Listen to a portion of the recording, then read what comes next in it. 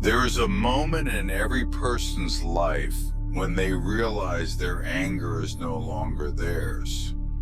It belongs to someone else, to the person who provoked it, to the circumstance that triggered it, to the memory that haunts it.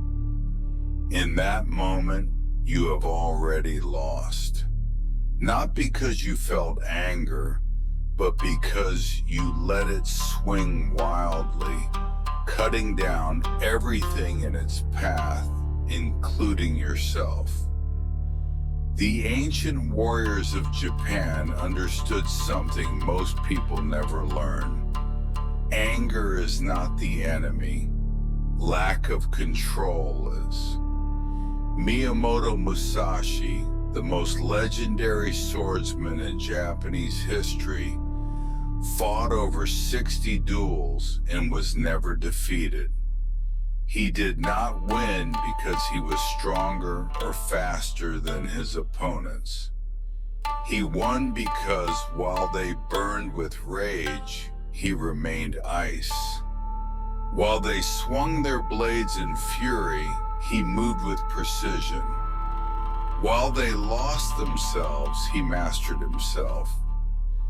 In his final years, living alone in a cave, Musashi wrote the Book of Five Rings.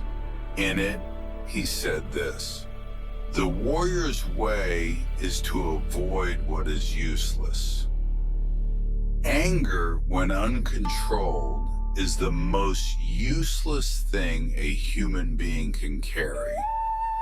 This is not a story about suppressing emotion. This is not about pretending you are not hurt, not wounded, not provoked. This is about understanding that anger is a blade, and like any blade, it must be sheathed until the moment it is needed.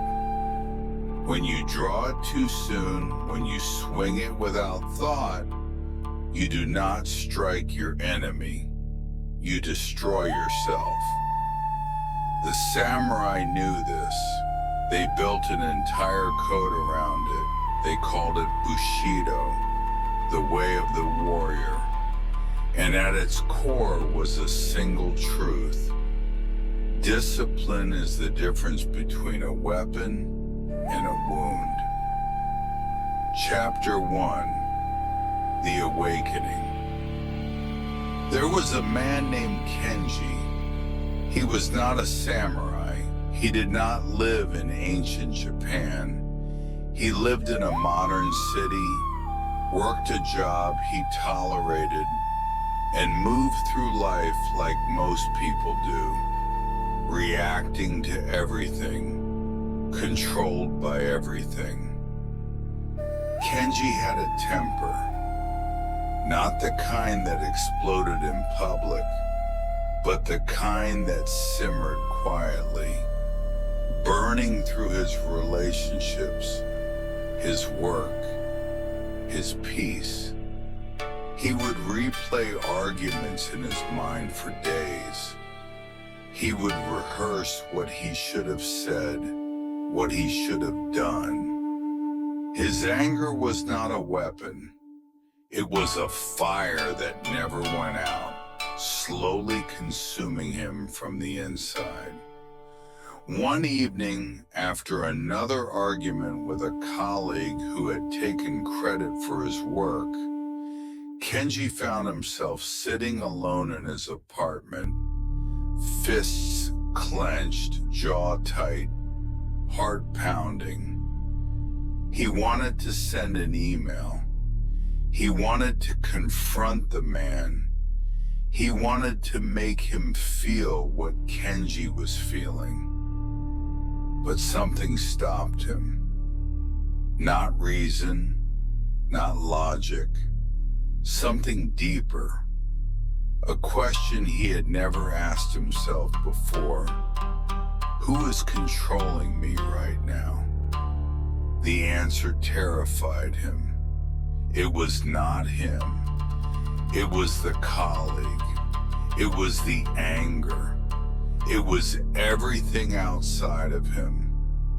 He was a puppet, and the strings were being pulled by forces he had surrendered to without even realizing it. That night, Kenji did something he had not done in years. He sat in the silence, not meditation, not prayer, just silence by now. And in that silence, he heard something the world had drowned out for most of his life. His own voice. Not the voice of rage, not the voice of justification, but the voice beneath it all. The one that had been watching this entire time. The one that knew the truth. His anger was not strength. It was weakness disguised as power. And the moment he saw that, everything changed. Chapter 2, The Teaching. In the mountains of Undisciplined, there was a Zen master named Takuan Soho. He was not a warrior by trade, but his teaching shaped the greatest swordsman of his era. Takuan taught that the mind must be like water. When water is still, it reflects everything perfectly. When it is disturbed, it reflects nothing. Anger, he said, is the stone thrown into the water. The ripples distort everything. You cannot see clearly. You cannot move correctly. You become a slave to the disturbance. The warrior who wins is not the one who never feels anger. It is the one who feels it and does not let it move him. Takuan taught a principle called mushin, which translates to no mind. It does not mean emptiness. It means the absence of interference. When you strike with mushin, you do not think about striking. You do not hesitate. You do not second guess. You simply act perfectly because nothing is blocking the flow of your intention. Anger blocks that flow. Fear blocks it. Ego blocks it. The untrained mind is full of these blocks, and so every action is delayed, corrupted, weakened. The trained mind is clear. The trained mind sees anger arise and does not grab onto it. It watches it pass like a cloud across the sky.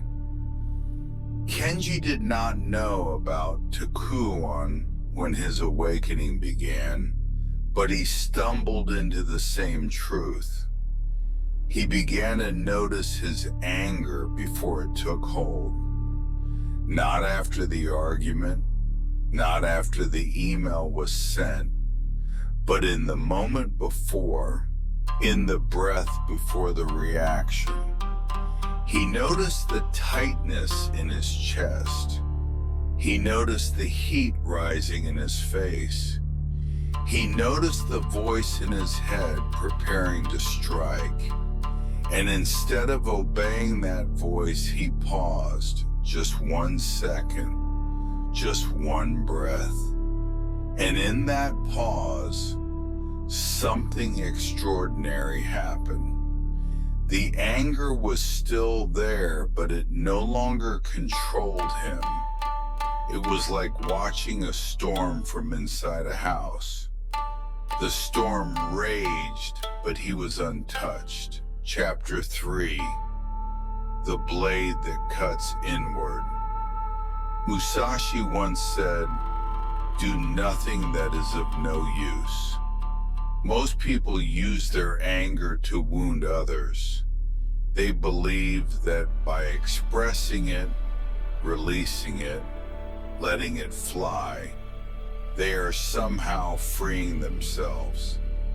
But the opposite is true. Every time you lash out, every time you let anger dictate your words, your actions, your decisions, you are not freeing yourself. You are chaining yourself to that emotion. You are teaching your body, your mind, your nervous system that anger is the way to respond to pain. And the more you practice that response, the more automatic it becomes until one day you realize you are no longer a person. You are a reaction. The samurai understood that the most dangerous enemy was not the man across from you. It was the part of you that wanted to swing blindly. In the heat of battle, the untrained fighter would charge forward, driven by rage, by the need to destroy.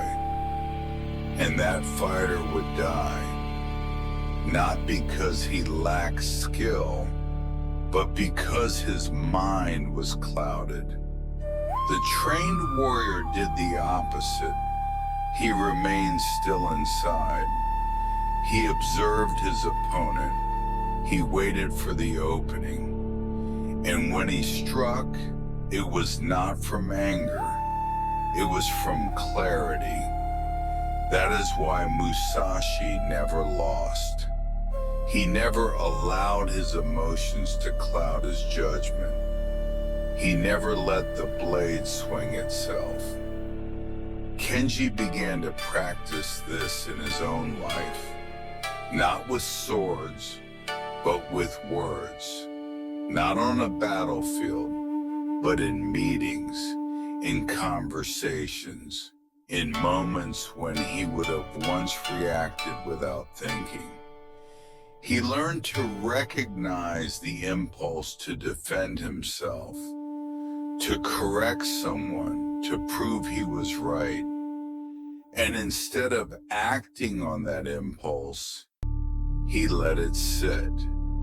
He did not suppress it. He did not pretend it was not there. He simply chose not to obey it. And what he discovered shocked him. Most of the time, the anger had nothing to do with the present moment. It was old. It was a pattern. It was a wound from years ago, triggered by something that barely resembled the original injury. And once he saw that, the anger lost its power. Chapter 4, The Paradox of Strength.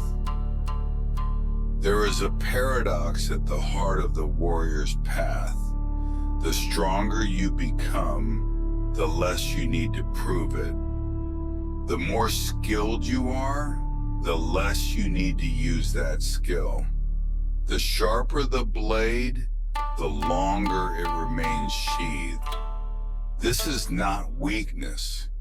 This is the ultimate form of strength. To have the power to destroy and to choose restraint.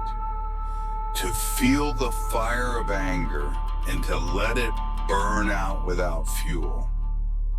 The world misunderstands this. The world believes that strength is loud, that power must be demonstrated, that control means domination. But the samurai knew better. Control means self-mastery. Power means presence. Strength means silence. Musashi wrote, "The way of the warrior is in training, not in battle, not in victory, in training. Because the real fight is not with the enemy in front of you. It is with the enemy inside you." The part of you that wants to react, that wants to lash out, that wants to make the other person feel what you feel. That is the enemy, and every moment of every day is an opportunity to train against it. Not by denying it, not by hating it, but by seeing it, acknowledging it, and choosing something else. Kenji's life did not suddenly become easy. People still provoked him. Situations still arose that tested him. But something fundamental had shifted. He no longer identified with his anger. He no longer believed that his rage was him. It was just a signal, a warning light, a messenger telling him that something inside him needed attention. And instead of shooting the messenger, he listened. He asked himself, why am I angry? What am I protecting? What wound is this touching? And in asking those questions, the anger began to dissolve. Not because he reasoned it away, but because he stopped feeding it. Chapter 5, The Way of Water. In Zen philosophy, there is a teaching about water. Water does not fight, it flows. When it encounters a rock, it does not crash against it in fury. It moves around it. When it is heated, it does not resist. It transforms. When it is blocked, it waits, gathering, until eventually it finds a way through. Water is soft, and yet over time it carves mountains. It is patient, and yet it is unstoppable. The samurai studied this. They understood that the greatest strength is not rigidity, it is adaptability. And the greatest power is not force, it is flow. Anger makes you rigid. It locks you into one position, one perspective, one course of action. You become predictable. You become easy to defeat. The person who knows how to trigger you controls you. They do not need a weapon.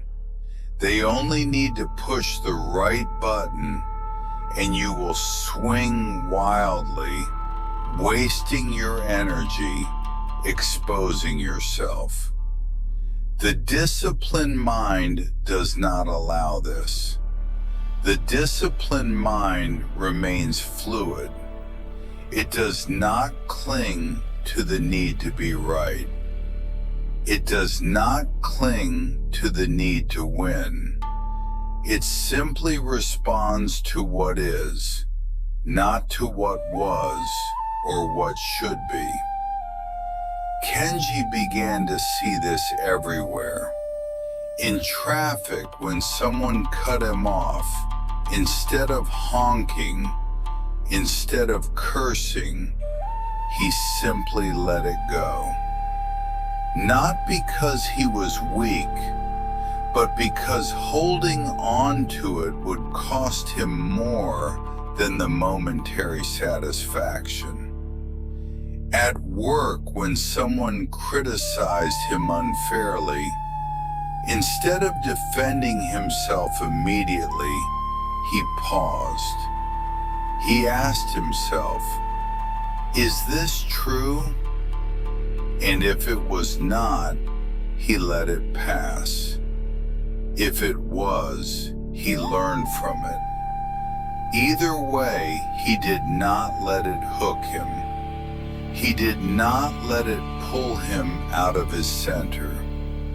And the more he practiced this, the more he realized something profound.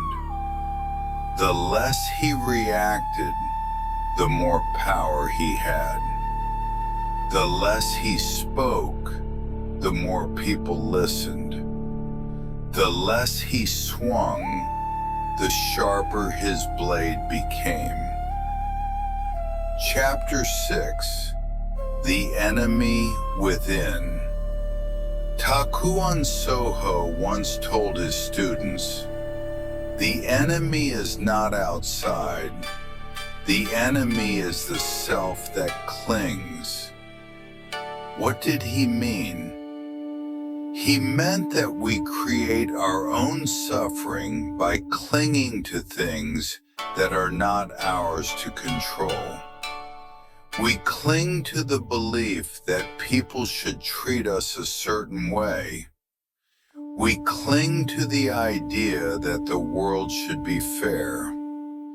We cling to the need to be respected, to be understood, to be validated.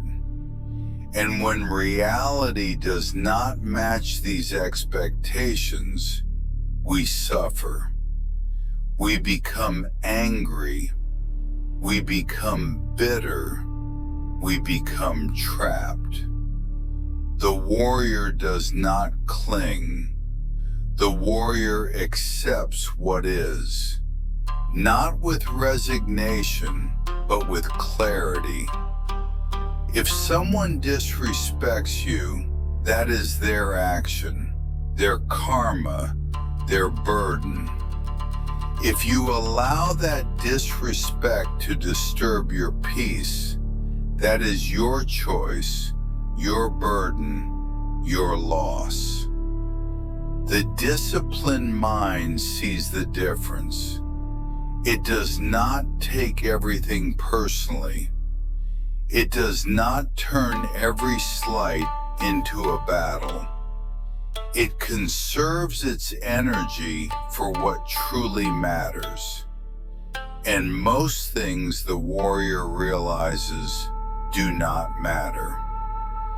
Kenji learned to ask himself a single question whenever he felt anger rising. Will this matter in 5 years? In most cases, the answer was no. And if it would not matter in 5 years, why let it steal his peace now? This was not about being passive. It was about being strategic. The samurai did not fight every battle. They chose their battles carefully, knowing that every fight, even a victory, costs something. The undisciplined fighter swings at everything. The disciplined fighter strikes once, perfectly, and the fight is over. Chapter 7: The Practice. Discipline is not a decision you make once. It is a practice you commit to every day. The samurai did not wake up one morning and become masters. They trained. They trained when they were tired. They trained when they were injured. They trained when they doubted themselves. And through that training, they forged something stronger than any sword. They forged themselves. The same is true for mastering anger. You do not conquer it once and move on. You face it every day. You train against it every day. And every time you choose restraint over reaction, you become stronger. Kenji created small practices. He began each morning with 5 minutes of silence. Not meditation, not prayer, just sitting and observing his thoughts without engaging them. He practiced breathing when he felt triggered. Not deep breathing, not calming breathing, just noticing his breath, anchoring himself in the present moment instead of the story his mind was spinning. He practiced pausing before responding. 1 breath, 1 second, just enough space to choose his next action instead of being controlled by reflex. These were small things, insignificant to an outside observer, but over time they accumulated. Over time, they changed the architecture of his mind. He noticed that his baseline state was calmer. He noticed that things that used to derail him for hours now barely registered. He noticed that his relationships improved, not because people treated him better, but because he stopped treating every interaction like a test he had to pass. He stopped needing to win. He stopped needing to be right. And in letting go of those needs, he gained something far more valuable: freedom. Chapter 8: The Final Strike. Musashi's last duel was fought not with a sword, but with a wooden oar. His opponent was a master swordsman, famous for his speed and precision. The duel was set on an island.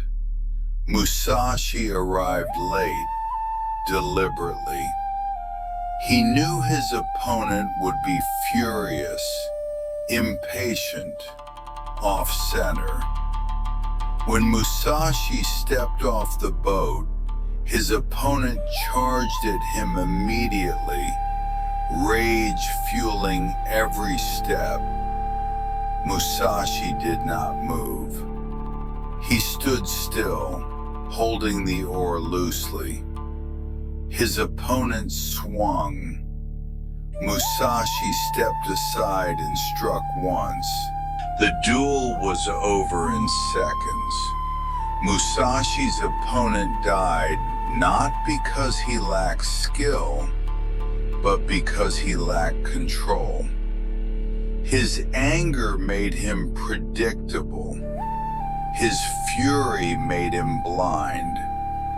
This is the lesson. Anger is not the problem. Uncontrolled anger is. When you let it dictate your actions, you become a puppet. When you master it, you become a force. The difference is discipline. The difference is practice. The difference is the willingness to sit with discomfort, to feel the fire, and to not let it spread. The warrior's blade is sharp because it is not swung carelessly. The warrior's mind is clear because it is not clouded by emotion. And the warrior's life is free because it is not enslaved by reaction. Kenji did not become a samurai. He did not renounce the world or retreat to a mountain. He simply learned to live differently. He learned that every moment was a choice. React or respond. Swing wildly or strike with precision. Be controlled or be in control. And in learning that, he discovered something the ancient warriors knew all along. The greatest battle is not out there. It is in here. And the greatest victory is not over another person, it is over yourself.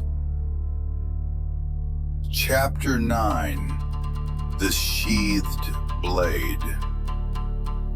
There is a principle in Japanese swordsmanship called iaido, the art of drawing the blade. The practitioner sits in stillness, the sword sheathed, and waits. The opponent makes a move. In one fluid motion, the sword is drawn, the strike is made, and the blade is returned to its sheath. One movement, one breath, one moment of perfect clarity. The sword is never drawn unnecessarily. It is never waved around. It exists in stillness until the precise moment it is needed. This is the metaphor for mastering anger. You do not eliminate it. You do not pretend it is not there. You keep it sheathed, sharp, ready, but only draw it when absolutely necessary.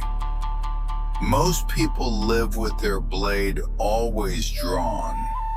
They are ready to fight at any moment, over anything, with anyone. And because the blade is always out, it becomes dull. It loses its edge. It becomes more burden than weapon. The disciplined person keeps the blade sheathed. They feel the anger, they acknowledge it, but they do not let it control them.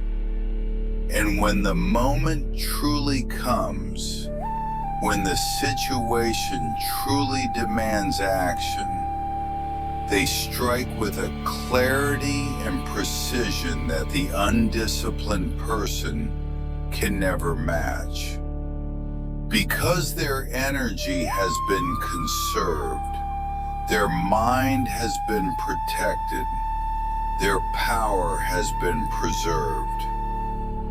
Kenji learned this the hard way.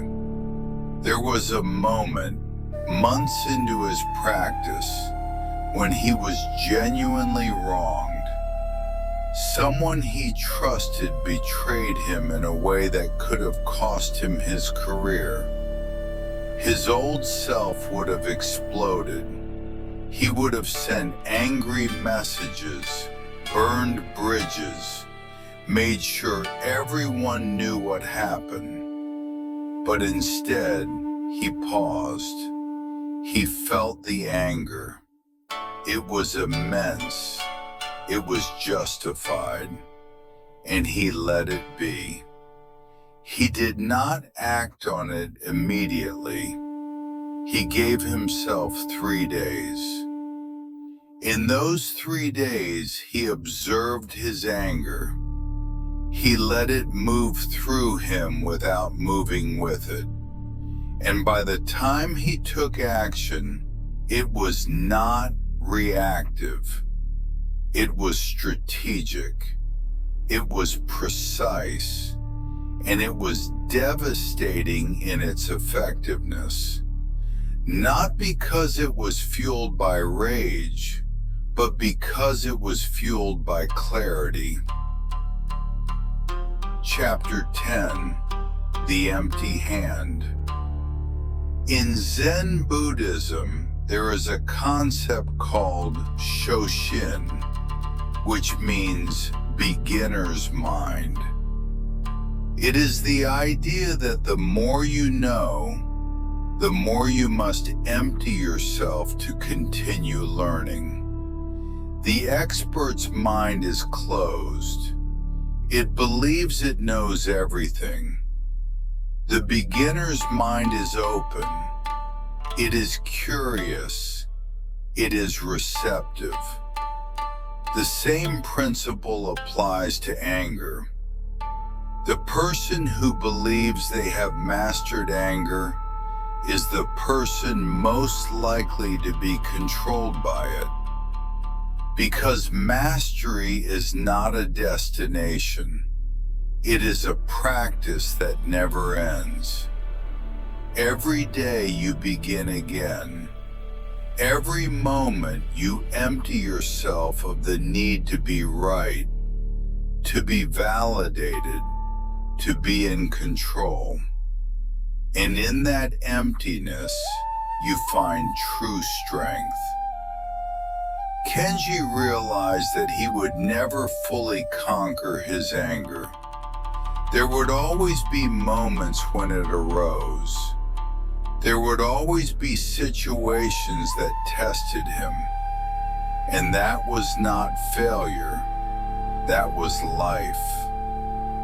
The practice was not about reaching a point where he never felt anger. The practice was about what he did with it when it arose. Did he let it swing wildly, or did he keep it sheathed?